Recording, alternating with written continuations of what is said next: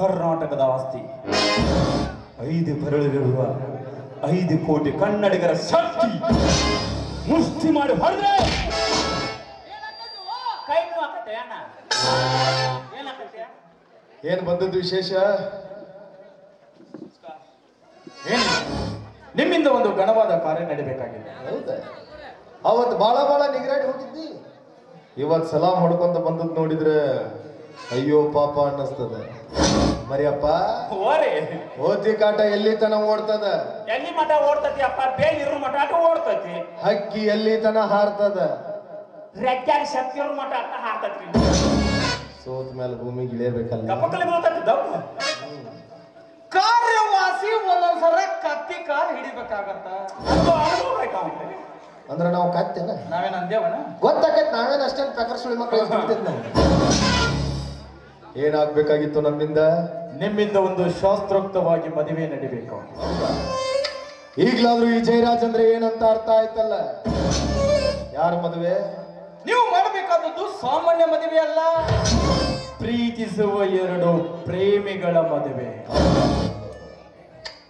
ಆಯ್ತು ಮಾಡೋಣ. ಅದು ನನ್ನ ವೈರಿ ಬಂದು ನನ್ನ ಮನೆಯ ಮುಂಭಾಗಲ ಮುಂದೆ ನಿಂತ್ಕೊಂಡು ಇಷ್ಟೊಂದು ನಯವಿನ ಮಾಹಿತಿ ಕೇಳ್ತಾ ಇದ್ದಾನೆ ಅಂದ್ರೆ ಮಾಡ್ಕೊಡೋದಕ್ಕಿಲ್ಲ ಅನ್ನಾಗತ್ತ.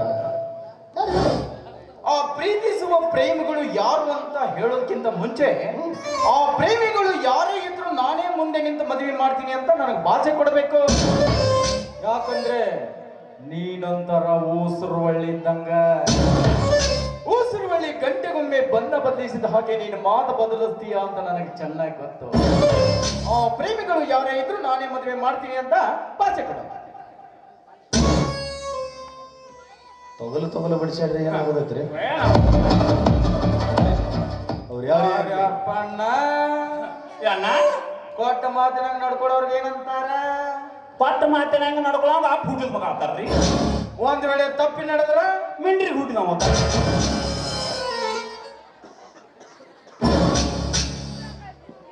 ಯಾರದು? ಕೊಟ್ಟ ಮಾತಿನಂತೆ ನಡ್ಕೊಂಡು ಅಪ್ಪ ಹುಟ್ಟಿದ ಮಗ ಆಗ್ತೀರಾ ಅನ್ನೋ ಭರವಸೆಯಿಂದ ಹೇಳ್ತಾ ಇದ್ದೇನೆ. ಪ್ರೀತಿಸುವ 2 ಪ್ರೇಮಿಗಳು ಅನ್ನಲ್ಲ, ಅದರಲ್ಲಿ ಗಂಡು ಪ್ರೇಮಿಯಾಗಿ ನನ್ನ ತಮ್ಮ ಶಂಕರ್. ಅದೇ ಅಂದ್ಕೊಂಡೆ ನಾನು. ಈ ಬಡವರು ಬ್ಯಾರೆದವ್ರ ಮನೆ ಹೊಸಾಬರಿ ಮಾಡಂಗಿಲ್ಲ. ಯಾವಾಗ ತಮ್ಮ ಬುಡಕ್ಕೆ ಬೆಂಕಿ ಬೀಳ್ತದಲ್ಲ ಅವಾಗನ ಎದ್ದೇಳ್ತಾರಂತ. ಅಡ್ಡಿಲ್ಲ. ನಿಮ್ ತಮ್ಮ ಪ್ರೀತಿ ಮಾಡ್ತಾ ಇರೋ ಹುಡುಗಿ ಯಾರು? ಮೇಲಿನ ಮನೆ ಗೀತಾನ, ಕೆಳಗಿನ ಮನೆ ಸೀತಾನ, ಅಥವಾ ನಡುವಿನ ಮನೆ ಮಹಾದೇವಿನ? ನನ್ನ ತಮ್ಮ ಶಂಕರ್ ಪ್ರೀತಿಸ್ತಾ ಇರೋ ಹುಡುಗಿ ಮೇಲಿನ ಮನೆ ಗೀತಾನೂ ಅಲ್ಲ, ಕೆಳಗಿನ ಮನೆ ಸೀತಾನೂ ಅಲ್ಲ, ನಡುವಿನ ಮನೆ ಮಹಾದೇವಿನೂ ಅಲ್ಲ. ಜನ ಮೆಚ್ಚಿದ ಜಮೀನ್ದಾರ ಎನಿಸಿಕೊಂಡ ಜಯರಾಜನ ತಂಗಿ ಶೀಲಾ.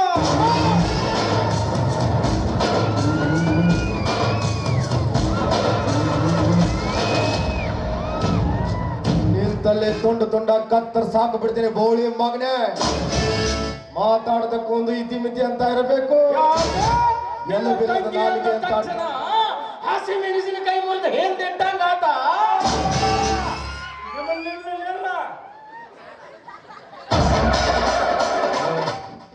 ಒಳ್ಳೆ ಮೂಡಲಿದ್ದೀನಿ, ಸುಮ್ಮನೆ ಹೊರಟೋಗು.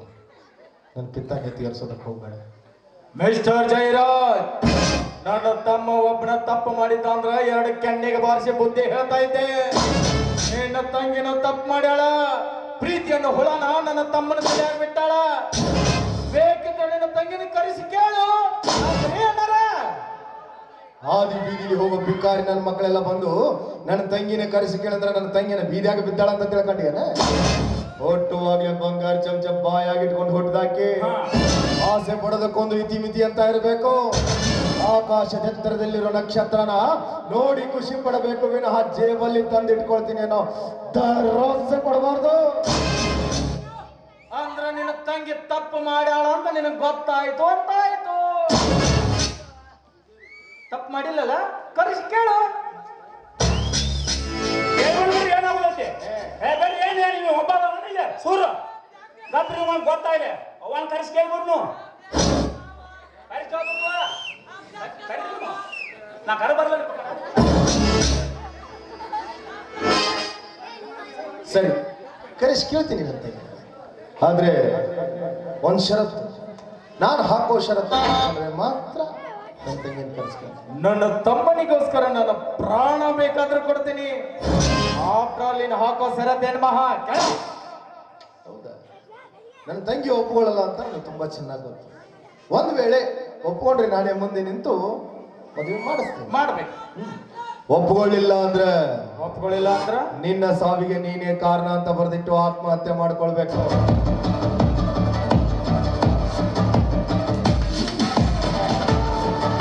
ಯಾಕೆ? ಜೀವಕ್ಕೆ ಆಪತ್ತು ಬರುತ್ತೆ ಅಂದಾಗ ಸಂಬಂಧಿಕರು ಯಾರು ಲೆಕ್ಕಕ್ಕೆ ಬರೋದಿಲ್ಲ. ನಾನು ನನ್ನ ಪ್ರಾಣಕ್ಕೆ ಕುತ್ತು ಬಂತು ಅಂತ ಯೋಚನೆ ಮಾಡ್ತಾ ಇಲ್ಲ. ನಿನ್ನ ತಂಗಿ ಒಪ್ಕೊಂಡ ಮೇಲೂ ನೀವು ಒಪ್ಕೊಳ್ಳಿಲ್ಲ ಅಂದ್ರೆ ನನಗೆ ಹ್ಯಾಂಗ ಕೆತ್ತಿಸಿ. ಅದು ಒಪ್ಕೊಂಡ ಮೇಲೆ ಅತಿಯಾದ ಆತ್ಮವಿಶ್ವಾಸ ಒಮ್ಮೊಮ್ಮೆ ಆಪತ್ತಕ್ಕೀಡು ಮಾಡುತ್ತೆ. ತಂಗ್ಯವ್ವ, ತಂಗ್ಯಮ್ಮ,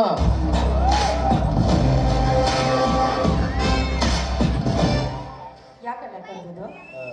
ದಿನಾಲು ಕಾಲೇಜಿಗೆ ಸರಿಯಾಗಿ ಹೋಗ್ತಾ ಇದ್ದೀನಿ. ಹಾ, ಹೋಗ್ತಾ ಇದ್ದೀನಿ. ಅವನ್ನೆಲ್ಲ ಮತ್ತೆ ಊಟ ಪಾಠ ಅನ್ನ ಸಾರ ಮಾಮ ಕೊಟ್ಟಲ್ಲ. ಅದೇನು ಕನ್ನಡ ಸಾಲಿ ಮಾಡಿದ್ದೇನೆ? ವಿದ್ಯಾಭ್ಯಾಸ ಎಲ್ಲ ಚೆನ್ನಾಗಿ ನಡೆದಿದೆಯಾ? ಹಾ, ಚೆನ್ನಾಗಿ ನಡೆದಿದ್ಯಾನ? ಏನಿಲ್ಲ, ನಿನ್ನ ಹತ್ರ ಒಂದು ಮಾತು ಕೇಳಬೇಕಾಗಿತ್ತು. ಏಕನ ಅದು?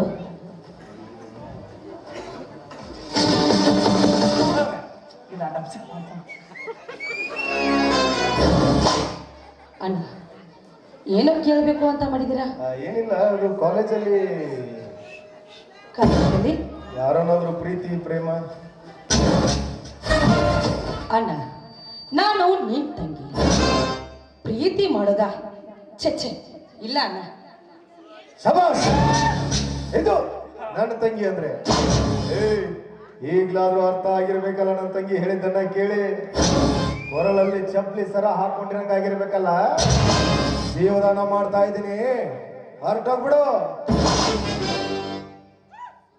ಅಣ್ಣ, ನಾನು ಪ್ರೀತಿ ಗೀತಿ ಅಂತ ಮಾಡ್ತಾ ಇಲ್ಲ ಅಣ್ಣ. ಮದ್ವೆ ಆಗ್ಬೇಕು ಅಂತ ನಿರ್ಧಾರ ಮಾಡಿದ್ದೀನಿ. ಅಡ್ಡಿ ಇಲ್ಲ, ನನ್ನ ತಂಗಿ ಮದುವೆ ಆಗ್ತಾಳೆ ಅಂದ್ರೆ ನಾನೇ ಮುಂದೆ ನಿಂತು ಅದ್ದೂರಿಯಾಗಿ ಮದುವೆ ಮಾಡ್ತೀನಿ. ಒಳ್ಳೆ ಅಂತಸ್ತಿನ ಗಂಡನ ಹುಡುಕಿ. ಯಾವಾಗ ಮಾಡೋಣ ಮದ್ವೆನ? ಅಲ್ಲ, ನಾನು ಮದುವೆ ಆಗ್ಬೇಕು ಅಂತ ಅನ್ಕೊಂಡಿರೋ ಹುಡುಗ ಈ ಅರ್ಜುನ ತಮ್ಮ ಶಂಕರ್.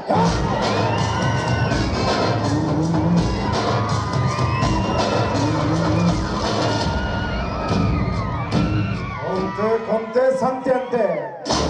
ಇನ್ನೊಂದು ಮಾತು ಆಚೆ ಬಂದ್ರೆ ತುಂಡು ತಂಗ ಕತ್ತರಿಸಾಕು ಬಿಡ್ತಾರೆ. ಪ್ರೀತಿ ಮಾಡ್ತಾಳಂತೆ, ಮದುವೆ ಆಗ್ತಾಳಂತೆ.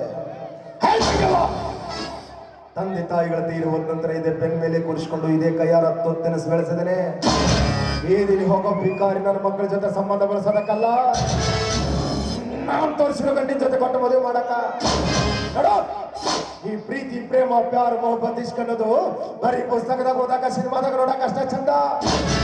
ಜೀವನದಾಗ ಅನುಭವಿಸೋದಕ್ಕಲ್ಲ. ಪ್ರೀತಿ ತುಂಬಿಕೊಂಡಿರೋ ಹೃದಯದ ಕೆಳಗಡೆ ಹಸಿವಣ್ಣ ತುಂಬಿಕೊಂಡು ಹೊಟ್ಟೆ ಐತೆ. ಒಂದೊಂದು ದಿನ ಹಸಿದು ಚುರುಗುಟ್ಟಿದ್ರ ಯಾರು ಬೇಕಾದವ್ರು ಮನೆ ಹೋಗಸ್ತೈತೆ. ಮೊದಲು ಈ ಜಗತ್ತಿನಲ್ಲಿ ಬದುಕಬೇಕಾದ್ರೆ ದುಡ್ಡು ಒಂದಿದ್ರೆ ಅಪ್ಪ ಅವನು ಬಿಡ್ಬೇಕಾದ್ ಖರೀದಿ ಮಾಡ್ಬೋದು. ಹಾಗ ಅಂದ್ಕೊಂಡಿರೋ ನಾನು, ಹಾಗ ಬಾಳ್ತಾ ಇರೋ ನಾನು. ತಂಗ್ಯವ್ವ, ಈ ನಿನ್ನ ಒಂದ್ ರೀತಿ ಗೋಮುಖ ವ್ಯಾಘ್ರ ಇದ್ದಂಗ ಒಂದು ಮುಖ ದರ್ಶನ ಮಾತ್ರ ಮಾಡಿದೀಯ. ಇನ್ನೊಂದು ಮುಖ ನೋಡೋ ಪ್ರಯತ್ನ ಪಡಬೇಡ. ಬದಲಾದ್ರೆ ನಿನಗೂ ಒಳ್ಳೇದು, ನನಗೂ ಒಳ್ಳೇದು, ಆ ಭಿಕಾರಿ ನನ್ನ ಮಕ್ಕಳಿಗೂ ಒಳ್ಳೇದು. ಅಣ್ಣ, ಶಂಕರ್ ನನ್ನೇ ಪ್ರೀತಿಸಿದ್ದೀನಿ, ಶಂಕರ್ ನನ್ನೇ ಮದುವೆ ಆಗ್ತಾ ಇದ್ದೀನಿ. ನಮ್ಮಿಬ್ಬರ ಪ್ರೀತಿಗೆ ನೀವು ಏನಾದ್ರೂ ಅಡ್ಡಿಪಡಿಸಿದೀಯಾದ್ರೆ ನೀವು ನಿಮ್ ತಂಗಿ ಹೆಣ ನೋಡ್ಬೇಕಾಗುತ್ತೆ.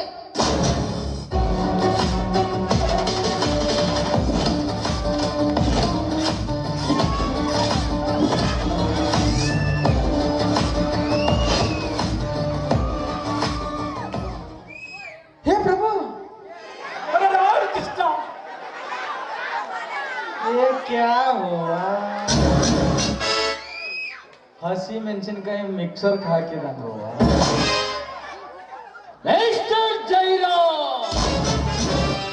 ನಾಳೆ ನನ್ನ ಮನೆಯಲ್ಲಿ ನಡೆಯುವ ಮದುವೆಗೆ ನೀನೇ ಅತಿಥಿ. ಮಾವನವರೇ, ನಾಳೆ ನೀವು ನಿಮ್ಮ ತಂಗಿ ಕರ್ಕೊಂಡ್ಬಂದು ನನ್ನ ತಮ್ಮನ ಕಾಲು ತೊಳೆದು ಕನ್ಯಾದಾನ ಮಾಡ್ತೀವಿ. ಅಂತ ಸಂದರ್ಭ ಬಂದದ್ದಾದ್ರೆ ಇವ್ರಿಗೊಂದು ವಿಷ ಹಾಕಿ ಕೊಂದಾಗ್ತೀನಿ ವಿನಃ ಈ ಮದುವೆ ನಡೆಯೋಕೆ ನಾನು ಬಿಡೋದಿಲ್ಲ. ಹೇಳಾಕ ಹೋಗಬೇಡ ಮರ್ಯಪ್ಪಣ್ಣ. ಏನ ಕ್ವಾಟ ಮಾತಿಗೆ ತಪ್ಪಿ ನಡೆದವ್ ಏನಂತಾರ? ಏನಪ್ಪ ಹೇಳ್ರ ಇವ್ ಒಯ್ತಾನ ಬಿಟ್ರ ನಿಂದ ಯಾಕ ಒಟ್ಟು ಮಾತಿಗೆ ತಪ್ಪಿ ನಡೆದ್ರ ಮಿಂಡ್ರಿ ಹುಟ್ಟಿ ಬಾ ನಿಂದಾರ ಒಟ್ಟು ಒಂದು ತೀರ್ಸ್ಕೊಂಡ್ಬಿಡ ಯಾರ ಕಾಲ ಸಾಗಿ ಮಾತ್ರಿ ಹೇಳಿದ್ನಲ್ಲ, ಅದಕ್ಕೇನಾರ ತಪ್ಪಿ ನಾಳೆ ಗಾಂಜಾಲಿ ಮಾಡಿದೆ ಅಂದ್ರೆ ಇನ್ನು ನಾನು ಬರಂಗಿಲ್ಲ. ನಿನ್ನ ತಂಗಿ ಹೊತ್ಕೊಂಡು ಹೋಗಾಕ ನನ್ನ ತಮ್ಮ ಬರ್ತಾನ.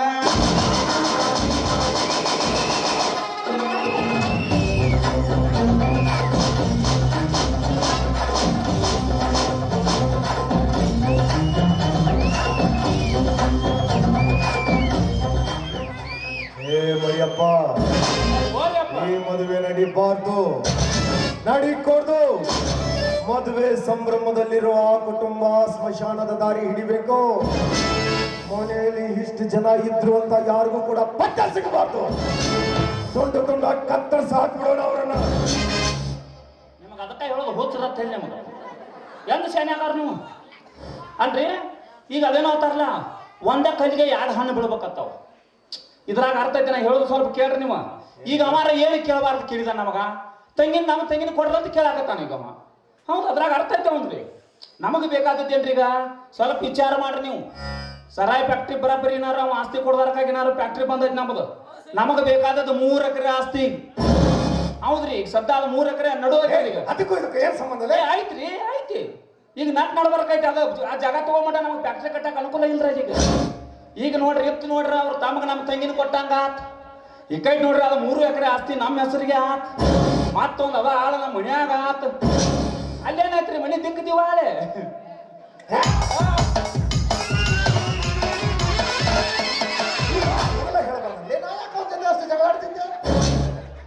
ಬೀಗರು ಅಂತ ಆಮಂತ್ರಣ ಕೊಟ್ಟು ಬಿಡ್ತಿದ್ಯಲ್ಲ.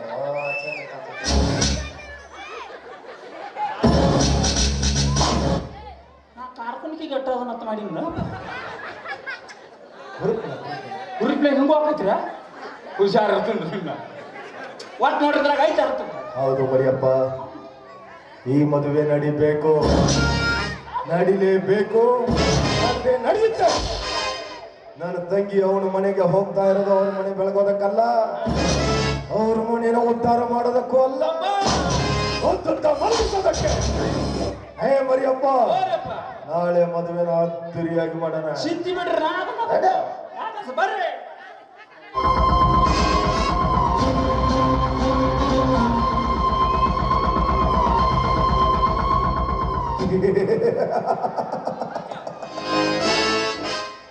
सुनो, जलते उसको आग कहते हैं, उठते उसको रॉक कहते हैं, जयराज दिखला तो शकुनी मामा कहते हैं.